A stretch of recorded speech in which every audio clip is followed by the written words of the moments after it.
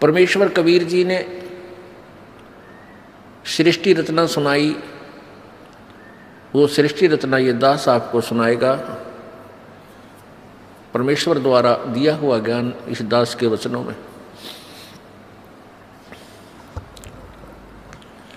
सर्वप्रथम केवल एक ही लोक था जिसको अकय लोक बोलते हैं, अनामी लोक कहते हैं। उसमें परमेश्वर कबीर जी अकेले थे। उसके बाद उस परमेश्वर ने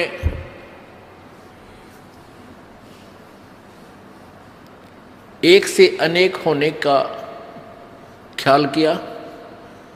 उसके लिए उस परमेश्वर ने अकय लोक से नीचे के 3 लोकों की और रचना की। वो लोक हैं अकय लोक से नीचे का अगम लोक, उससे नीचे का अलख लोक, उससे नीचे का लास्ट वाला चौथा लोक जो है, यानी अनामी अलग अकय लोक से अलग वो तीसरा लोक, और कुल मिलाकर चौथा लोक जो है वो सत्यलोक है। उसी पूर्ण परमात्मा ने, पूर्ण प्रभु ने, कबीर देव ने, कबीर साहब ने अपने ही अन्य 3 रूपांतर और किए। अगम लोक में वो अगम पुरुष कहलाता है, अलख लोक में अलख पुरुष, और सत्य लोक में वो सत्य पुरुष। एक ही परमात्मा अपने 3 रूप बनाकर वहां विराजमान है। परमेश्वर ने सर्वप्रथम सतलोक की रचना की, सतलोक के अंदर सृष्टि रचना की। अपनी शब्द शक्ति से 16 पुत्रों की, अपनी प्रथम वचन से 16 द्वीप, 16 स्थान अलग अलग परमात्मा ने बनाए। फिर 16 शब्दों से, 16 वचनों से 16 पुत्रों की उत्पत्ति की, और उन सबको कहा कि तुम अपने अपने द्वीप में अलग अलग रहो।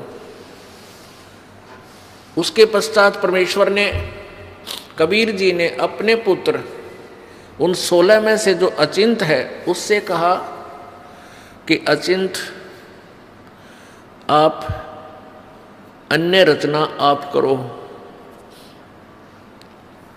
अब अचिंत ने परमेश्वर से प्राप्त शक्ति के आधार से इस अक्षर पुरुष अर्थात परब्रह्म की उत्पत्ति की। अक्षर पुरुष स्नान करने के लिए उस मान सरोवर में चला गया जो परमात्मा ने ही उन सब द्वीपों के साथ ही रचना की थी। ये सरोवर तालाब आदि एक जैसे शहर के नगर के अंग ही होते हैं, ऐसे इस मान सरोवर के अंदर वो स्नान करने के लिए गया, क्योंकि वहाँ श्वासों से शरीर नहीं है।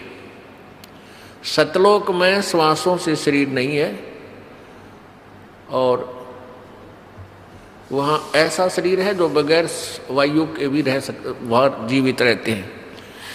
जैसे आप देखते हो जल के प्राणी जल में ही रहते हैं, वो बाहर वायु ग्रहण करने आते ही नहीं।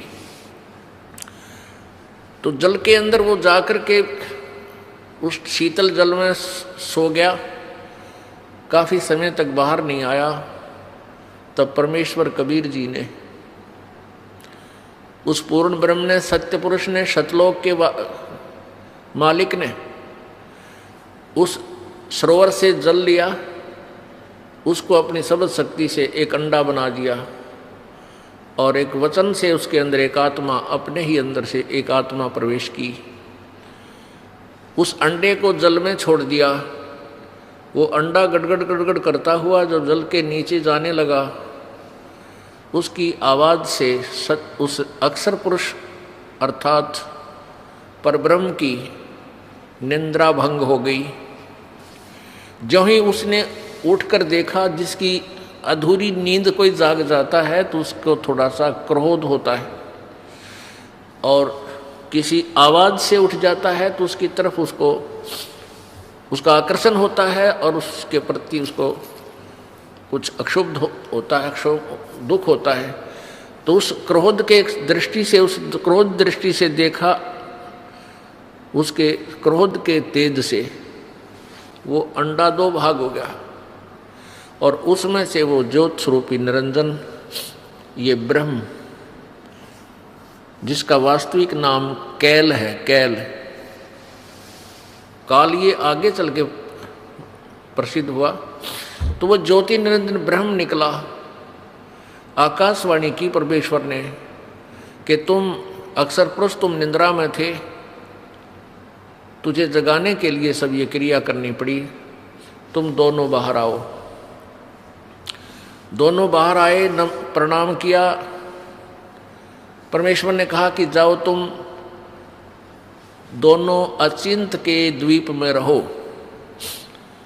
आदेश पाकर के ये दोनों वहां चले गए अचिंत के द्वीप में। उसके बाद परमात्मा ने कहा कि अचिंत, तेरे बस का नहीं है सृष्टि रचना करना, आगे से सब रचनाएं मैं स्वयं करूंगा। परमात्मा ने ये लीला इसलिए की थी कि ये बालक कहीं बाद में अपना जीवन कर्म ना बिगाड़ लें,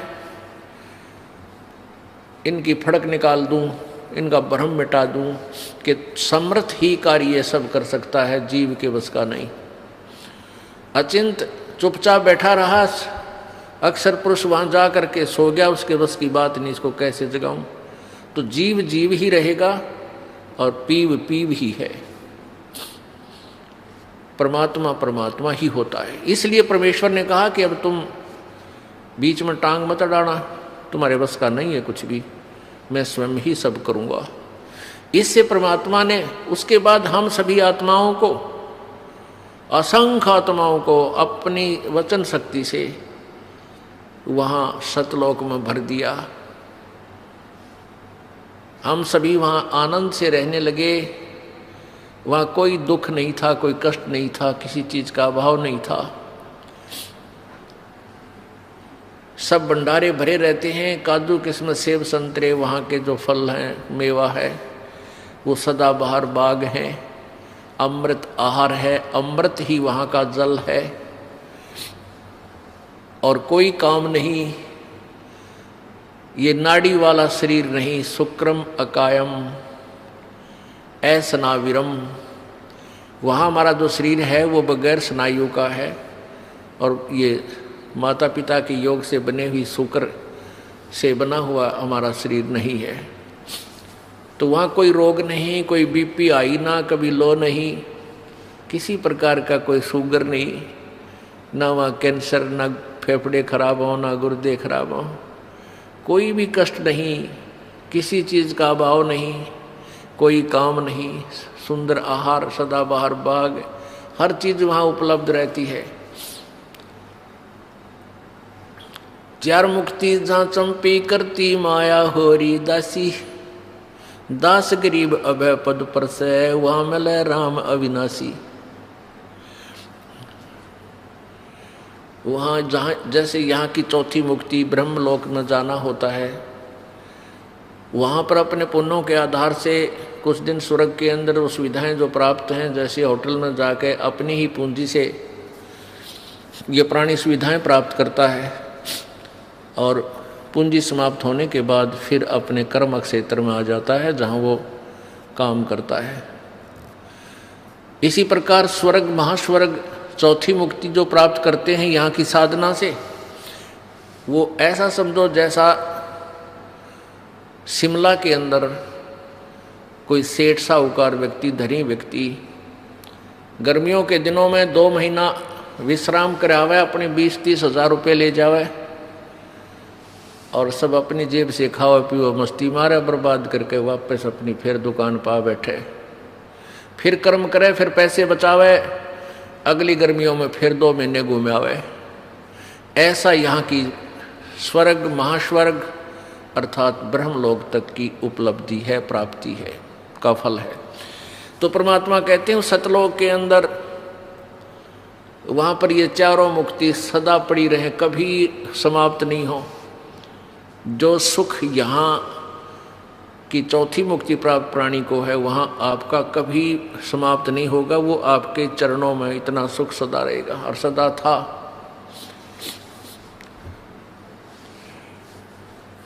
कुछ दिनों के बाद क्या हुआ कि इस ज्योति निरंजन काल के मन में एक खुरापात उत्पन्न हुआ। इसमें कुबद उत्पन्न हुई, कुमति। इसने सोचा कि मेरे सभी भाई जितने भी हैं सब अलग अलग आराम से रह रहे हैं, बड़े बड़े द्वीप हैं उनके, और हम 3 एक द्वीप में रह रहे हैं। तो उसने क्या किया, एक पैर पे खड़ा होकर तपस्या प्रारंभ की। किसने? इस ज्योति निरंजन ने, ब्रह्म ने, जो 21 ब्रह्मांड का स्वामी है। वहाँ सतलोक में ये केवल एक द्वीप में रहते थे 3 जने। तो इसने 70 युग तक जब तप किया, और जब ये तप कर रहा था, हम इस काल के जाल में कैसे फंसे। पुण्यात्मा, ये परमात्मा कबीर उस पूर्ण ब्रह्म द्वारा बताई गई कहानी है। ये कोई बालकों की कथा नहीं, या भूतों की कहानी नहीं है, या फिल्म स्टोरी नहीं है। ये 100% यानी 100% सत्य है। आपको बताया कि आप जी ने वो अज्ञान इतना सुन रखा है, वो बकवाद इतनी सुन रखी है कि सत्य कथा को आप बकवाद सुनते हो। ये सोचते तो बनावटी बातें हैं। बनावटी बातें बनाने की उस परमेश्वर को कोई आवश्यकता नहीं थी। हम बहुत बना रहे थे, बहुत अपनी अपनी डफली बजा रहे थे, तभी आकर के उस परमेश्वर ने हमें शिक्षा दी कि तुम गलत ज्ञान से रंगे जा चुके हो। प्रत्येक पॉइंट परमात्मा का एक एक शब्द सत्य है। क्या कहा, कैसे हम फंसे कि जब ये ज्योति निरंजन काल, ये ब्रह्म तपस्या कर रहा था एक टांग पर खड़ा होकर के, अलग से स्थान प्राप्ति के लिए, राज्य प्राप्ति के लिए। तप से राज्य प्राप्त होता है। तो हम इसकी तरफ देख रहे थे, इसकी इस कला पर, इस अदा पर, इस एक्टिंग पर हम सभी आत्माएं आसक्त हो गए। हम इसको हृदय से पसंद कर बैठे। परमात्मा पूर्ण ब्रह्म कबीर जी ने, यानी सत्य पुरुष ने आवाज लगाई, आकाशवाणी की कि बच्चों, तुम मस्त रहो, इसकी क्रिया पर ध्यान मत दो। अब परमपिता की आकाशवाणी आवाज सुनकर हम ऊपर से तो सावधान हो गए, परंतु अंदर से उसकी चाह मिटी नहीं। जब इसने 70 वर्ष तक, 70 युग तक तप कर लिया, तब परमेश्वर ने पूछा कि क्या चाहता है ज्योति निरंजन, तू किस लिए ये हठ कर रहा है। इस ब्रह्म ने, ज्योति निरंजन ने कहा कि पिताजी, मेरे लिए स्थान कम है, मुझे अलग से स्थान देने की कृपा करें। परमेश्वर कबीर जी ने कहा कि ठीक है, तुझे तेरे 70 युग के तप के प्रतिफल में मैं तुझे 21 ब्रह्मांड देता हूं। जैसे एक धनी पिता अपने पुत्र को 21 प्लाट दे दे कि ले भाई, ये 21 प्लाट तेरे हैं, क्यों रोजाना टेंशन पैदा करता है, तू झगड़ा करता रहता है, ले पकड़ अपने 21 प्लाट तू अपने अलग रख। ऐसे इसको 21 प्लाट दे दिए परमेश्वर ने, 21 ब्रह्मांड दे दिए। अब ज्योति निरंजन काल ने सोचा, ब्रह्म ने सोचा कि इसमें कुछ कंस्ट्रक्शन करूं, रचना भी हो, खाली प्लाट के काम आओगे। इसने फिर तपस्या प्रारंभ की, 70 युग फिर की, और हम और ज्यादा इस पर आसक्त होते चले गए। परमात्मा रह रहकर हमें समझाने की चेष्टा कर रहे हैं कि तुम अपने मस्त रहो, इसकी इस क्रिया पर ध्यान मत दो। लेकिन हम इतने ढीठ हो गए, अपने परम पिता को भी धोखा देने में नहीं चूके। दूसरी बार जब इसने 70 युग तप किया तो परमात्मा ने पूछा भी, क्या मांगता है तू? जो तू मांग रहा था वो मैंने दे दिया। ज्योति निरंजन ब्रह्म ने कहा कि प्रभु पिताजी, इसमें कुछ रचना की सामग्री देने की कृपा करो। परमेश्वर ने कहा कि ले बेटा, 5 तत्व और 3 गुण प्रभु ने बनाकर अपनी सबद शक्ति से उत्पन्न करके इसको दे दिए। अगले खेल ले, खेल खिलौनों से। अब इसने सोचा भी कंस्ट्रक्शन भी कर लूंगा, फिर अकेले का जी लग गया 21 प्लाटों में, तो संतान भी चाहिए, यानी मेरे साथ कुछ आत्माएं भी हों, मेरे साथी हों, मिलजुल कर वहाँ रहें आराम से। इस दृष्टिकोण से इसने फिर तपस्या की। उस समय इसने 64 युग तक जब तप कर लिया, तब परमेश्वर कबीर जी ने, सत्य पुरुष ने पूछा कि भाई ज्योत निरंजन, जो तू मांगता था वो मैंने तुझे दे दिया, जो तूने मांगा वो मैंने तुझे दे दिया, अब क्यों हट कर रहा है, अब क्या चाहता है तू? तो ज्योति निरंजन ने कहा कि पिताजी मुझे कुछ आत्माएं दे दो, मेरा अकेले का जी नहीं लगता, दिल नहीं लग रहा। परमेश्वर ने कहा कि भी बात सुन ले ज्योति निरंजन, ये सभी आत्माएं मेरे बच्चे हैं, मेरा अंश है, क्योंकि मेरे वचन से, मेरे शरीर से ये बाहर आए हैं, उत्पन्न मैंने उत्पन्न किए हैं। ये जीव नहीं दे सकता किसी कीमत पर, किसी भी तेरी क्रिया पर और किसी भी तप से जब से मैं ये नहीं दूंगा, मैं नहीं दे सकता, ये मेरी आत्मा है। उस अंतर्यामी परमात्मा को सब पता था कि ये दूध फट गया, ये सेब खराब हो गए, और सेब खराब हो जाए तो वो सेब सेलर उस सेब को उन सेबों से बाहर दूर फेंक देता है, बाहर फेंक देता, उसको मंडी के खागड़ खाया करें, फिर पातला कुचला, कुत्ते खावें, गधे खावें। तो ऐसे हम सभी आत्माएं उस परमात्मा की दृष्टि से गिर गए, हम पतिव्रता पद से गिर गए, क्योंकि हम इस ज्योत निरंजन को अंतर आत्मा से चाहने लगे, और पिताजी के कहने के बावजूद भी हमने अपनी चाहत को वापस नहीं किया। पुण्यात्माओं, आप देखते हो ये रोग हमारा वहीं से लगा था। ये आप देखते हो, ये हीरो और हीरोइन, अभिनेता अभिनेत्री अपने रोजी रोटी के लिए नाचना कूदना, चटक मटक डायलॉग बना बना के इसे गाँव में नाच बजावे, और हम उनके ऊपर आसक्त हो जाते हैं, युवा बच्चे। और माता पिता कितना इनको धमका ले टेलीविजन ना देखियो, कितना इनको कह ले कि सिनेमा देखने मत जाइयो, कहेंगे को नहीं जावा, और सिनेमा का वहाँ पाऊंगी। यहाँ इस बरवाला में, हिसार में या कहीं आसपास पता लग जाए युवा बच्चों को कि वहाँ हिसार में कोई अभिनेत्री आई है या कोई अभिनेता, ये नाच कूद करनी है, फिल्मों में कार्य करने वाले ये आया है, तो देखे इनका जम घटे, भगवान इतने इकट्ठे हो जाएंगे, कहाँ से खड़ा है हैं, आधा किलोमीटर दूर से एडी ठाठा देखे जा, वो खड़ा स्टेज पे, वो खड़ी, और लेना एक ने देने दो, सारा दिन धक्के खा के और उल्टे आ जा। तो बेमतलब वो अपने पैसे के लिए, अपनी रोजी रोटी के लिए उछल कूद कर रहे, और हम फ्री में उनके लिए वहाँ धक्के खाते आन रहे।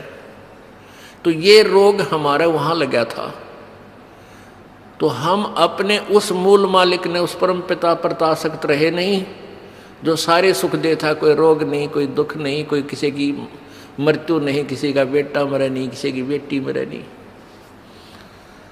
और उसको छुबोल कर हम इस पे ज्योति निरंजन की इस कला पर एक पैर पर खड़ा होकर तप कर रहा। ओह देख रहे हो, देख, आप यहाँ देख लियो, इस बरवाला में कोई या शहर आसपास की तरह कोई बाबा जी, ये नकली हठ योगी, शास्त्र विरुद्ध साधक नो पता लग जाना, वह बाबा जी खड़ा तप है भाई, और 5 दिन हो गए, 10 दिन हो गए, कोई फिर महीना हो जा, तो सारा बरवाला देखण जा, सारे उसको चढ़ा का, और भाई पैर सूझ रहे हैं, मोटे मोटे पैर हो गए, और क्या होंगे उस गधे के, खड़ा रहेगा तो पैर सूझेंगे।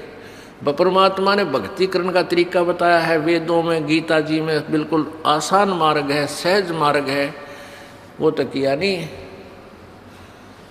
तो उस पर आसक्त हो जाए, किसी को कह दे भाई बैठ कर भजन कर ले, यो नाम है, ये मंत्र हम जो आपको बताते सबसे आसान, यो ना बने और न्यू के पेट पलनिया जाऊंगा और कावड़ लाऊंगा, फुदड़ फुदड़ पैदल जाकर पैदल, कितना डले डुवाले डोलेगा, पर बैठ कर मंत्र 2 माला करते हैं, अंगड़ाई टूटन लग जाए, चल लगे तो घूम का वहाँ।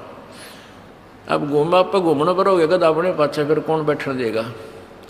तो कहने का भाव ये कि हमारा यह बीमारी वहाँ से लगी हुई है, अब इसको हमने दोबारा सेट करना है। अब ये ज्ञान से सेटिंग होगी। ये जो कथा आपको दास बता रहा है, ये परमात्मा की बताई हुई है, किसी बालक का ज्ञान नहीं है।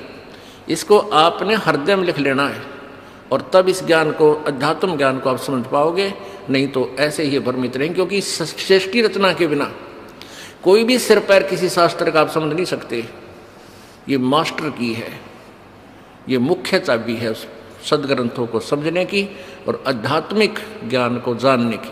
तो परमेश्वर ने कहा भाई बात, एक शर्त है मेरी, एक शर्त पर मैं तेरे साथ अपनी इन आत्माओं को भेज सकता हूं, यदि कोई सब इच्छा से तेरे साथ जाना चाहते हो तो चले जाएंगे, फिर मैं उनको आज्ञा दे दूंगा। ज्योति निरंजन ये ब्रह्म हमारे पास आया, सभी आत्मा जो आज गधा कुत्ता सुअर मच्छर माखी गंदी लाड़ी के कीड़े हैं, जल के कीड़े जलचर बने हुए हैं, या ब्रह्मा विष्णु महेश बने हुए हैं, या दुर्गा बनी है, माताएं बनी हैं, जितनी देवियां बनी हैं, देवता बने हैं, ये सभी हम वहाँ सतलोक में रहा करते हैं। ये ज्योति निरंजन हमारे पास आया, ओए होए, हम तो पहले चाह रहे थे इसको जैसे यहाँ कोई आ जाए हीरो, और फिर देखे हीरो बालक पता लगते तो उनसे पता लगा, रोटी छोड़ के भाग लेंगे, हीरो आ गया, हीरो आ रहा, हीरो आ रहा है, वहाँ जा खड़े होंगे। तो ऐसे हम सभी उसके चारों तरफ घूम गए, झूम गए।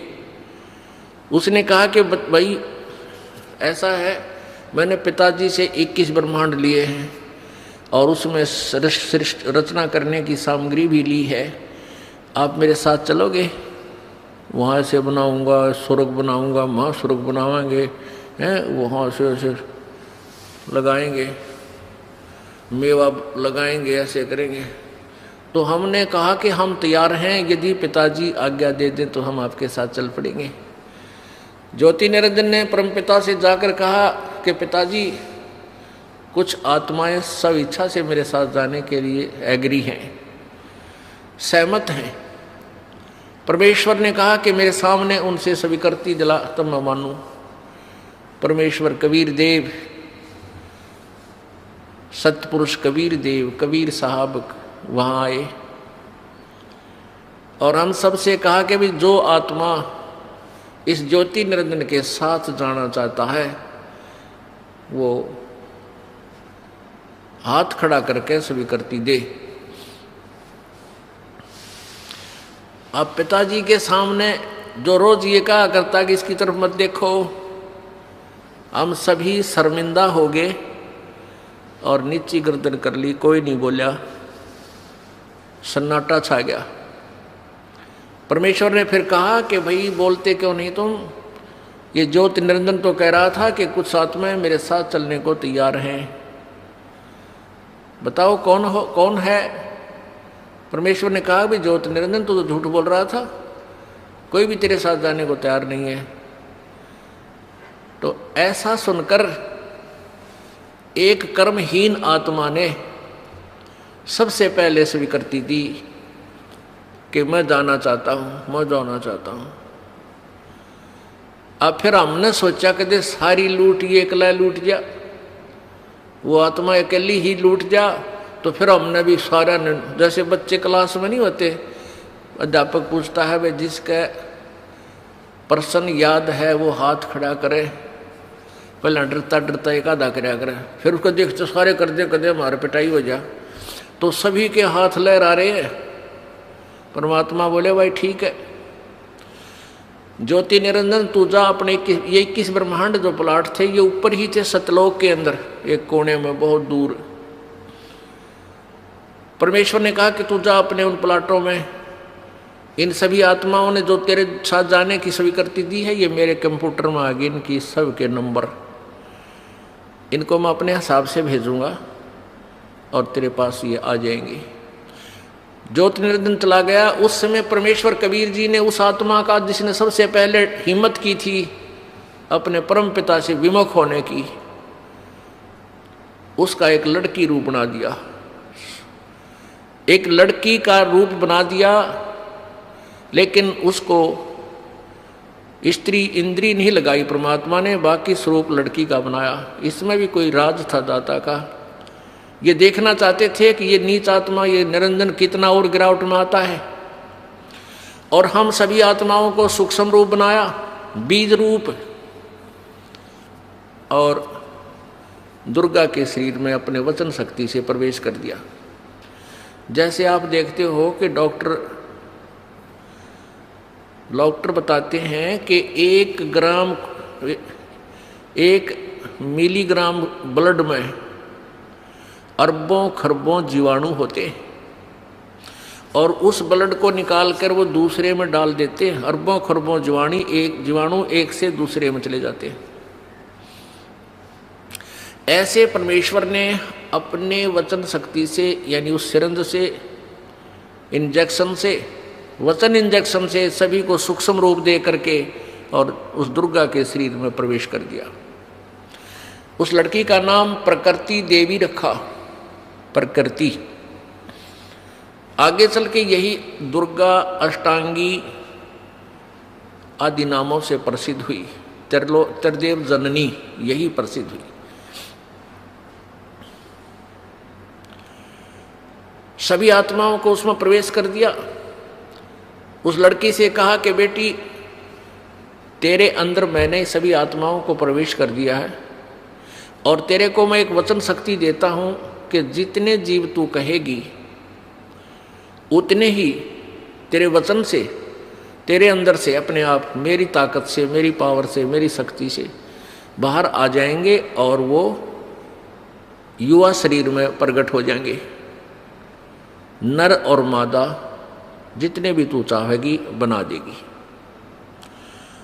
और अपने पुत्र सहजदास से कहा कि जा सहजदास अपनी बहन को, वो सहजदास कौन है जो सबसे पहले 16 पुत्र उत्पन्न किए थे, उनमें से एक है सहजदास, कि जा इस लड़की को अपनी बहन को ज्योति निरंजन के पास छोड़या। अब सहजदास अपने परम पिता की आज्ञा पाकर अपनी बहन दुर्गा को लेकर के ज्योति निरंजन के पास गया। प्रभु आदेश से उसे कह दिया, और आदेश दिया था प्रभु ने जोगजीत को कि सहजदास को कि बता देना उसको कि इस लड़की के अंदर मैंने सब आत्माएं प्रवेश कर दी हैं, और इस लड़की को शब्द शक्ति दे दी है, जितने जीव तू कहेगा ये उत्पन्न कर देगी। सहजदास ने जाकर के ज्योति निरंजन से कहा कि परमेश्वर ने, पिताजी ने सभी जीवात्मा जो तेरे साथ आना चाहती थी सबको सूक्ष्म रूप दे करके बीज रूप में और इस लड़की में प्रवेश कर दिया है, और इसको शब्द शक्ति दे दी है कि जितने जीव ये तू चाहेगा ये उसी से मैं उत्पन्न कर देगी, नर और मादा। ऐसा कहकर के जो सहजदास वापस आ गया, वहां दुर्गा यानी ये प्रकृति और वो काल ज्योति निरंजन दोनों रह गए। अब युवती होने के कारण लड़की का रंग रूप निखरा हुआ था, और ज्योति निरंजन के अंदर ये काम वासना का अंकुर फूट गया। उस युवा लड़की को देखकर इसके अंदर दुर्विचार उत्पन्न हुए। लड़की के साथ दुर्व्यवहार करने की चेष्टा की, उसके साथ बदतमीजियां प्रारंभ की। दुर्गा समझ गई कि इसकी नीयत में दोष आ चुका है। प्रकृति देवी ने कहा कि ज्योति निरंजन मेरी एक अर्ज सुन ले, तू ये पाप मत कर, तू मेरा बड़ा भाई है, मैं तेरी छोटी बहन हूँ। तू पहले परमात्मा ने अंडे से उत्पन्न किया, उसके बाद हमारी उत्पत्ति की। और बहन भाई का ये नाता, ये दुराचार महाघोर पाप होता है, ऐसा जुल्म मत करें। अब ज्योति निरंजन ने एक नहीं सुनी उस देवी की, हर संभव यातना भी उसने कैंसिल कर दी, रिजेक्ट कर दी। तब दुर्गा ने सोचा कि अब तेरी इज्जत के बचाव का कोई विकल्प नहीं बचा। तब उसने अपना सूक्ष्म रूप बनाया और जो ही उसने बकवादों के लिए मुंह खोल रखा था, अभद्र तरीके थे, उसके मुख के माध्यम से और पेट में पहुंच गई। वहां से प्रार्थना की, हे पिताजी, हे सत्य पुरुष, मेरे साथ ऐसे ऐसे इस ज्योति निरंजन ने बदतमीजियां की, मेरे साथ ये दुष्कर्म करना चाहता था, मैंने इसके पेट में शरण ली, मेरी रक्षा करो। तब परमात्मा मालिक को मालूम था कि न के टिड्डे देगा यो, आज तक प्रसन्न हो गए इसके साथ जाने के लिए, बैठ लिए इसकी रेल में, आगे देखो क्या जुल्म करेगा इनके साथ। पता था परमेश्वर को। तो परमात्मा पूर्ण ब्रह्म स्वयं ही अपने पुत्र जोगजीत का रूप धारण करके और वहां प्रकट हो गए इस काल के लोकों में। ये ऊपर ही थे सतलोक में। वहां जाकर कहा कि जो ज्योति निरंजन सुन ले आदेश परमपिता का। परमपिता बोल ही रहे थे, आज से तेरा नाम काल होगा। 1,00,000 मानव शरीरधारी प्राणियों का तो नित सूक्ष्म शरीर से का तो नित आहार करेगा। 1,00,000 मानव शरीरधारी प्राणियों से निकले उस गंध को तू नित खाया करेगा और 1,25,000 उत्पन्न करेगा। और आज से तुम्हें यहां से निष्कासित कर किया जाता है, चले जाइयो यहां से तुम दोनों के दोनों। अब दुर्गा ने जुल्म किया, सबसे पहले ये स्वीकृति दी, अपने परमपिता से नाता तोड़ा, इस दुष्ट के साथ जोड़ा। तो हम अपने परमपिता के हृदय से गिर गए,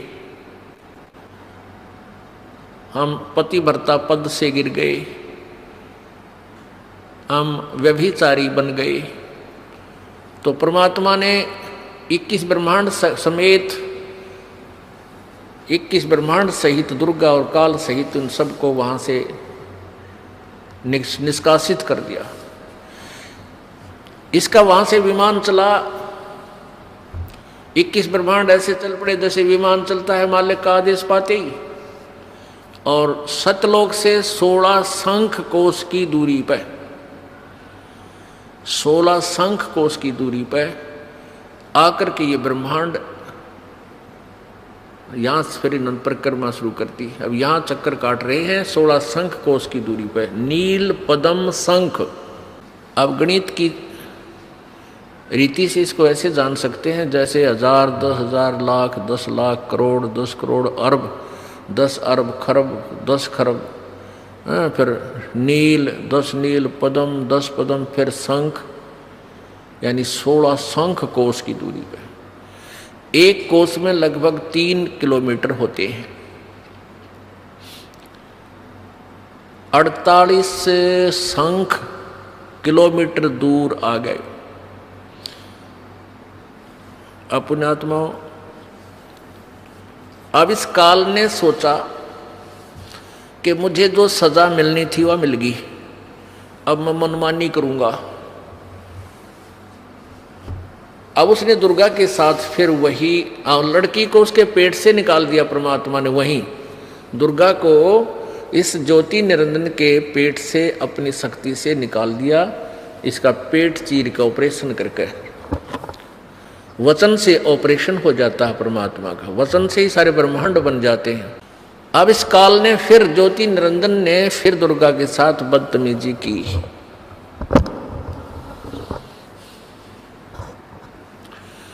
इसने फिर बदतमीजी प्रारंभ की। दुर्गा ने फिर प्रार्थना की कि ज्योति निरंजन, पहले तो तू मेरा बड़ा भाई, मैं छोटी बहन हुई तेरी, और फिर मैं तेरे पेट से बाहर आई हूं, तेरी बेटी होगी। कम से कम किसी एक नाते की तो शर्म कर। इसने एक नहीं मानी और अपने नाखूनों से, अपने पावर से लड़की का प्रजनन इंद्री बनाई और उसके साथ फिर जबरदस्ती शादी की। उससे ये 3 पुत्र उत्पन्न किए, रजगुण ब्रह्मा, सतगुण विष्णु, तमगुण शिव जी। तीनों को एक एक गुण युक्त कर दिया। पुण्यात्माओं, ये कथा है जो परमेश्वर कबीर जी ने बताई। अब इस कथा को यदि हम एज इट इज छोड़ दें, जो कि तो छोड़ दें तो कोई नहीं माने और सब ये कहें ये तो दंत कथा है, बनावटी बातें हैं, ये कि कदे सुनी नहीं, आज तक किसी ने बताई नहीं, कहाँ प्रमाण है, हमें दिखाओ। तो ये दास आपको ढेर सारे प्रमाण दिखाएगा और उन्हीं सदग्रंथों में दिखाएगा जिसको आप श्रोधार्य मानते हो, एथेंटिक मानते हो, वास्तविक मानते हो। उनमें से कौन कौन से हैं? पवित्र गीता जी, पवित्र 4 वेद, पवित्र 18 पुराण, इनके अंदर और 5वां वेद जो आपको सुना रहा है ये दास, सूक्ष्म वेद ये दास आपको सुना रहा है जो परमेश्वर ने, कबीर जी ने आके बताया। हमारी लेटेस्ट और रोज नई वीडियो देखने के लिए चैनल को सब्सक्राइब जरूर करें।